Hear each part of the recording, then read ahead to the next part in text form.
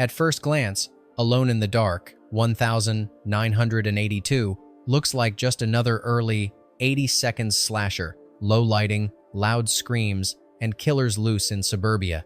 But spend more than 5 minutes with it, and something begins to feel wrong. Not wrong like a plot hole, not wrong like bad acting, wrong like a quiet shift in atmosphere, like someone is watching you watch it. 3 Oscar-winning actors, a young director stepping into horror for the first time, and a script that veers between satire and insanity. The film is about 4 patients who escape during a blackout to murder a doctor, but that's only the surface. Beneath it, you'll find scenes shot without approval, choices made in the dark, and real storms that change the script mid-shoot. It was filmed partly inside a real psychiatric institution. One scene was rewritten on set after the cast mutinied. Another happened by accident, when the lights really went out. A line that defines the climax was improvised. And the ending? There's more than one, and at least one was locked away. Some say the film is forgotten, others say it was hidden, but whether you call it a cult gem, a botched experiment, or something in between, Alone in the Dark leaves traces. In its editing, in its VHS copies,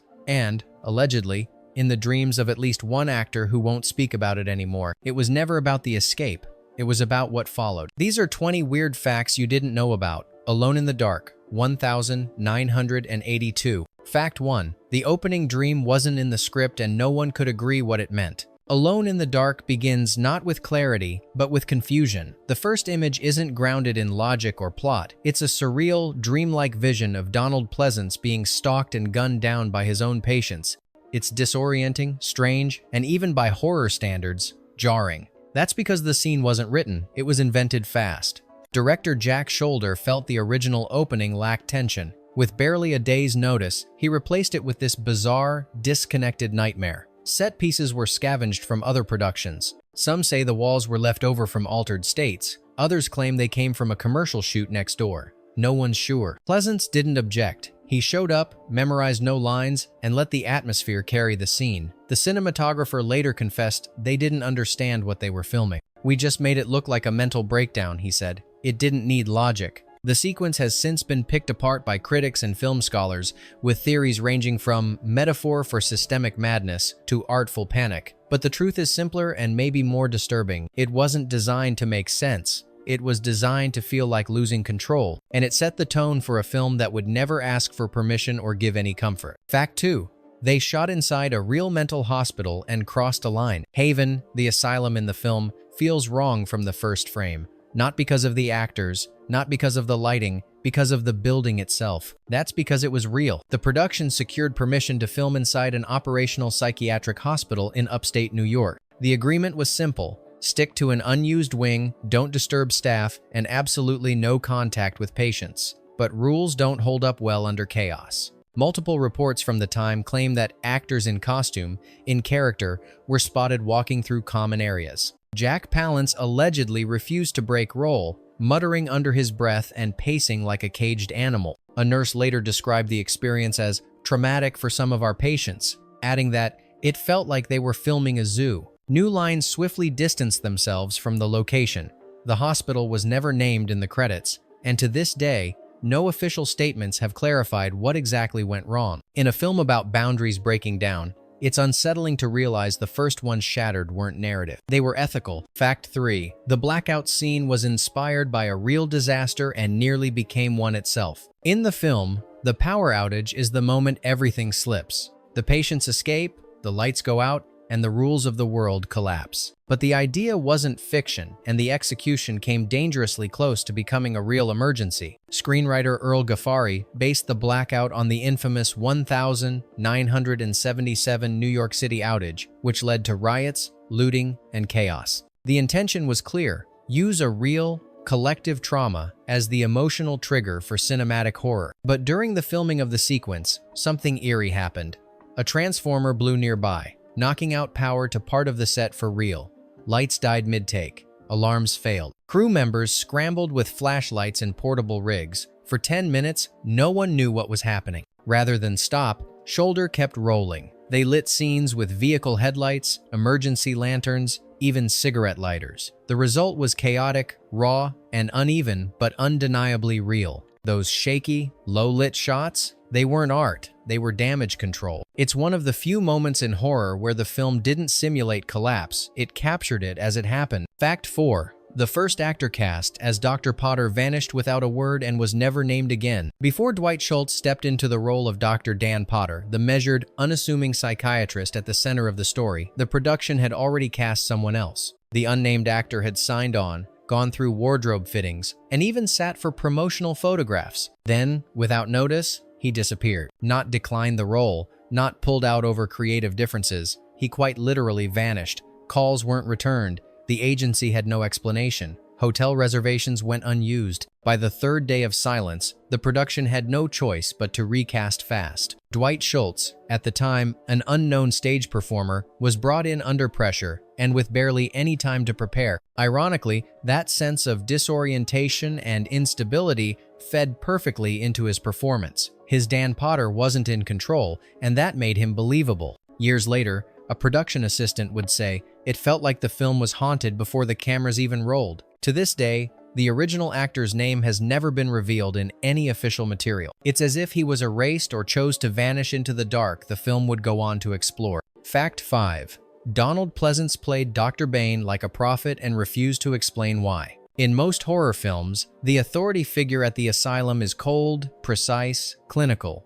But Dr. Leo Bane, as portrayed by Donald Pleasance, feels like something else entirely cryptic, whimsical, maybe even dangerous in his calm. That choice wasn't scripted. Pleasance arrived on set with a completely different interpretation of the character. He told Sholder he would play Bane as someone who believed he was a vessel for cosmic awareness. He delivered lines in riddles. He drifted between clarity and abstraction. He altered dialogue without notice, and often refused to explain his choices even when asked direct. When producers pushed back, Pleasance replied, "I'm not playing a doctor, I'm playing a believer." And he never broke from that version. The result is a performance that refuses to settle. Some viewers laugh, others feel unnerved. Few trust him, and maybe they shouldn't. What's chilling is how plausible he still feels. In a film about mental boundaries, Bane stands as the most enigmatic presence, not because he's unstable, but because he seems utterly convinced that he's already figured it all out. Fact 6. Martin Landau's creepy hymn was invented on set and made a child cry. Preacher, the arsonist ex-minister brought to life by Martin Landau,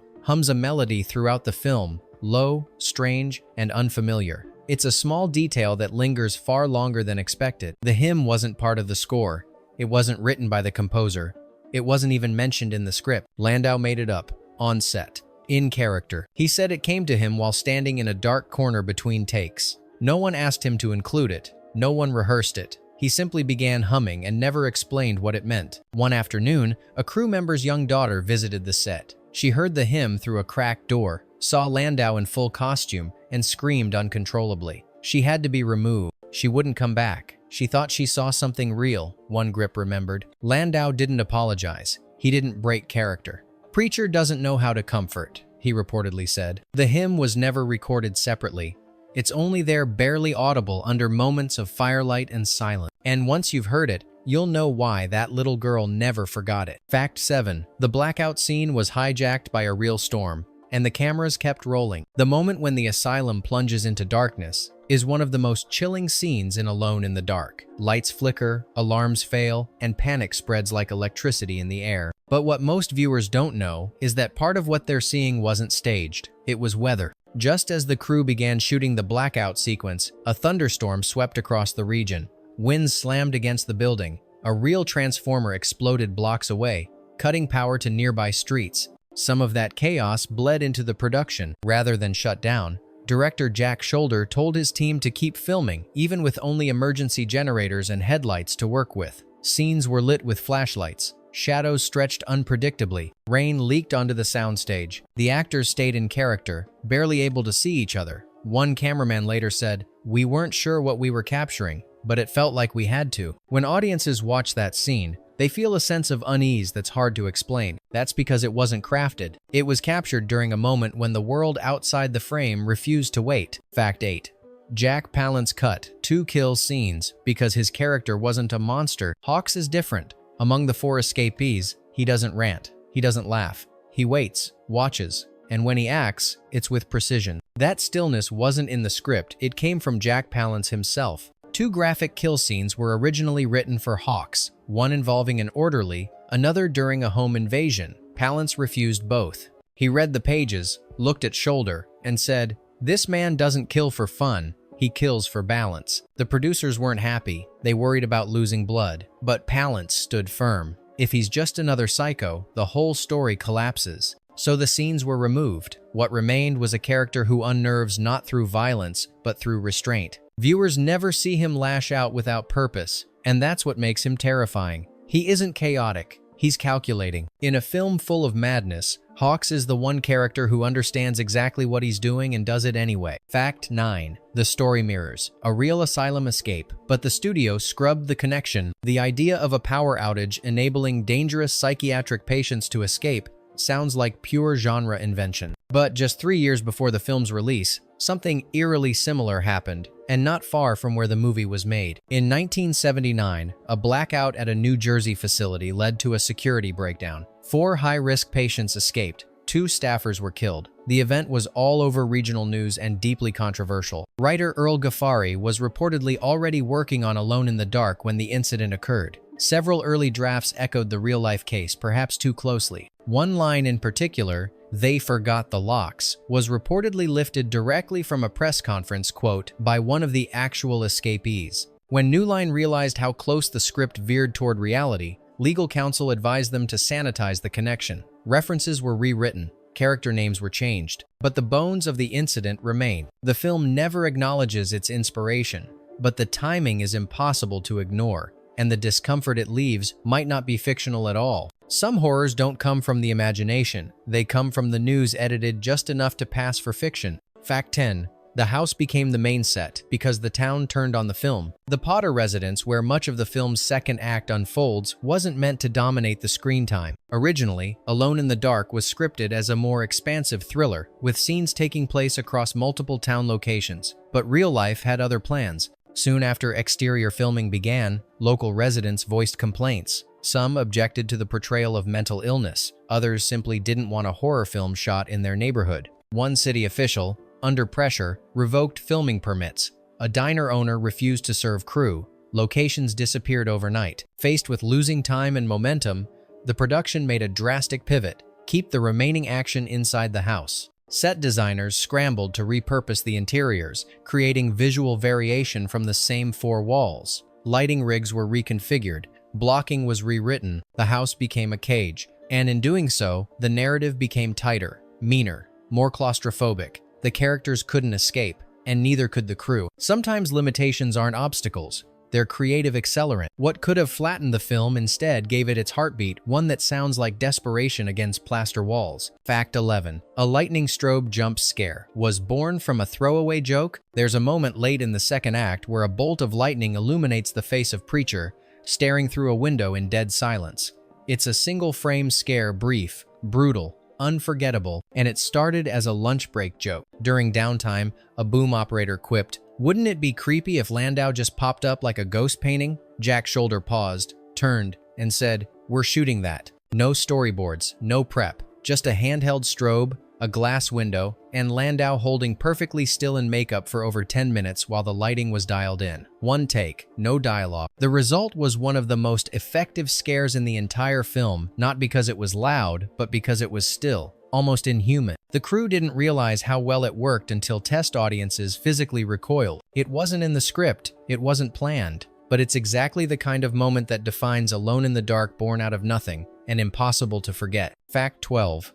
The dinner scene nearly didn't exist until the cast demanded it be fixed. In a tense mid-film sequence, the Potter family sits down to dinner as chaos swirls just beyond the walls. It's a quiet scene, just conversation, anxiety, and the weight of knowing nothing is safe anymore. Originally, it was something else entirely. The first draft of the scene was functional, expository, long lines of backstory and logical decisions. It read like an instruction manual, not a moment of survival. The cast read it and pushed back. On the morning of the shoot, 3 actors led by Deborah Headwall approached Sholder and asked to improvise. "This isn't how people talk when they're afraid," they said. And they were right. What replaced it was messy. People talked over each other, pauses stretched, lines were dropped, but something human emerged. Fear doesn't organize itself into tidy dialogue. It scrambles. it clings. The final version was shot handheld, without marks, giving the actors room to breathe and react. It's not the loudest scene, it doesn't include blood or screaming, but it's the one that reminds us, horror doesn't always knock down the door. Sometimes, it waits for you to pretend everything's fine, then sits next to you at the table. Fact 13. A prop knife was switched and someone got cut. One of the most intense moments in Alone in the Dark comes during a hallway sequence. Preacher slashes through a hanging curtain, his blade barely missing Potter's daughter as she flees into the shadows. Her scream is high-pitched, panicked, and it should be. She'd just been injured. A prop error on set resulted in Martin Landau being handed the wrong knife, a dulled real blade, rather than the flexible rubber version used for close-ups. No one noticed until the scene was already in motion. As the curtain was sliced, the tip of the blade grazed the actress's arm, tearing her sleeve and nicking her skin. Blood was drawn. The scream that followed wasn't rehearsed. It wasn't in character. Filming stopped immediately. A medic was brought in.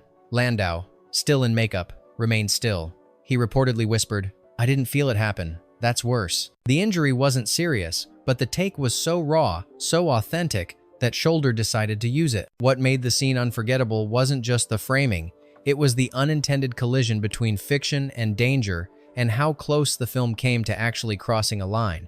It only meant to suggest. Fact 14. One line was improvised and changed the whole ending. Near the film's climax, Hawks confronts Dr. Potter face to face.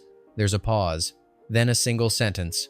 "You're not who I thought you were." It's chilling, quiet, and strangely personal. It was never in the script. The original ending called for Hawks to unleash a dramatic monologue, something about justice, betrayal, the failed system, but Jack Palance rejected it. He asked for one silent take, one line, no build-up. He delivered that sentence. Then he walked away from camera. Sholder watched the playback and decided to re-edit the entire ending around that line. The tone shifted. The final confrontation wasn't about resolution, it was about misjudgment, miscommunication, the failure to understand each other, even in a moment of life and death. That's what makes the moment work. It doesn't try to explain anything, it just lands, then leaves the silence behind. In the script, the climax had punctuation. In the film, it has a wound. Fact 15. The film's final shot was never meant to exist, but they needed to unnerve you. The movie ends not with a scream, but with a stare. A patient sitting in front of a television, watching static, his face lit with flickering light, and a smile that lasts too long. That shot wasn't in the original cut. In fact, it was never planned at all. The initial ending was much safer: emergency vehicles, police, survivors catching their breath. But during test screenings, audiences laughed. The resolution felt too neat. Jack Sholder, frustrated, called for a reshoot. Erlen Van Lith returned for one more night. He was told, "Sit, watch, let the screen hypnotize you." No lines, no direction, just stillness. The shot was improvised in under an hour, but its effect was lingering. It unbalanced the audience. It left the film hanging in a place of quiet madness. And for many viewers, it's the one image that stayed with them long after the credits rolled. Sometimes a perfect ending is one that never answers the question it asks. Fact 16. The final blood scenes look unnatural because they weren't using blood at all. In the third act, as violence spills across the Potter home, blood is everywhere, smeared across walls, soaked into carpet, pooled in corners. But there's something off about it. The color is too vivid, the texture too thick. It looks more like melted wax than human fluid. That wasn't a creative choice. It was necessity. During the final nights of shooting, temperatures on set dropped unexpectedly. The standard fake blood mixture, a syrupy combination of corn syrup and food dye, began to freeze under the lights. It turned gelatinous, useless. Faced with delays they couldn't afford, the art department improvised. They used red house paint, mixed with a touch of glycerin for shine. It wouldn't freeze. It stuck to every surface. And it looked under harsh lighting disturbingly alive. Some fans later claimed the film's blood had a surreal, almost painterly look. In truth, it came from a hardware store, and that accidental aesthetic gave the final scenes a nightmarish tone that no effects team could have planned. Fact 17. A bleak alternate ending was shot and buried. There was a time when Alone in the Dark ended even darker. In the original vision, the film concluded weeks later in a quiet hospital ward. Dr. Potter, once the man trying to bring order to chaos, now sat in a robe, unblinking, medicated. His family, silent, traumatized, shared the room. The roles had reversed. The system had swallowed them. The scene was shot, scored, edited into the first test cut. But audiences revolted. Not because it was gory, but because it was hopeless. Studio executives pulled it immediately. "We can't end on despair," one memo read. Sholder fought to keep it. He lost. Today, only one black and white still remains, locked in a private archive. It shows Schultz sitting at the end of a hallway, staring past the camera. Nothing around him moves. Sometimes horror doesn't end with screams.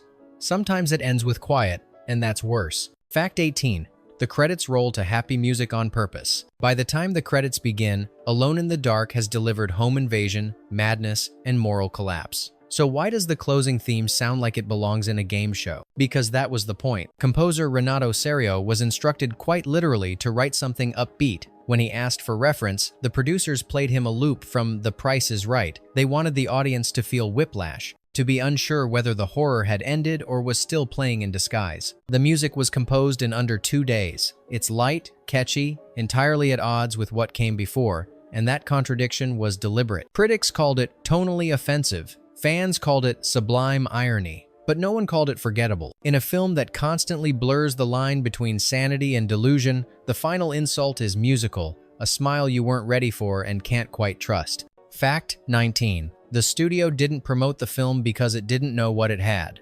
With 3 Oscar-winning actors, a disturbing premise, and a director unafraid to bend genre, Alone in the Dark should have made a bigger impact. But when it was finally released, it arrived quietly. Too quietly. New Line Cinema ran no major national ads. The trailer barely aired. Posters varied wildly. Some looked like slashers, others like psychological thrillers. Internal documents later revealed the reason: confusion. Executives couldn't agree on what the film was. One memo described it as too smart for horror fans, too brutal for art house. They didn't know whether to lean into the violence or the satire. By the time they settled on a tone, it was too late. Theaters booked it reluctantly. Screenings were limited. It faded fast. Some believe the studio deliberately buried the film after early reactions skewed negative. Others say they simply didn't understand what they had. But whatever the reason, Alone in the Dark became a ghost in its own release cycle. Not hated, not praised, just passed over. Sometimes what kills a film isn't failure, it's silent. Fact 20. A single frame appeared in the VHS release, and no one knows who put it there. Hidden between 2 scenes in the original VHS release of Alone in the Dark is a single frame, not a glitch, not a splice, but a deliberate image. It shows a close-up of a wide, unblinking human eye. The iris reflects what appears to be flame. Around the edges, static. The frame isn't in the theatrical cut. It isn't in the script. When asked about it, Sholder denied knowledge. The editor claimed no such image was in the reels delivered. The lab said it wasn't in their logs. Some speculated it was a prank. Others believed it was a holdover from a test reel. A few diehard fans claimed the eye belonged to a crew member who had a nervous breakdown during editing, though no proof of that has ever surfaced. The frame was quietly removed in later VHS and DVD editions, but collectors still seek out the original, now referred to online as the eye cut. One frame, no explanation, but it's enough. Because in a film already obsessed with surveillance, paranoia, and the breaking of boundaries, one rogue glance can change everything.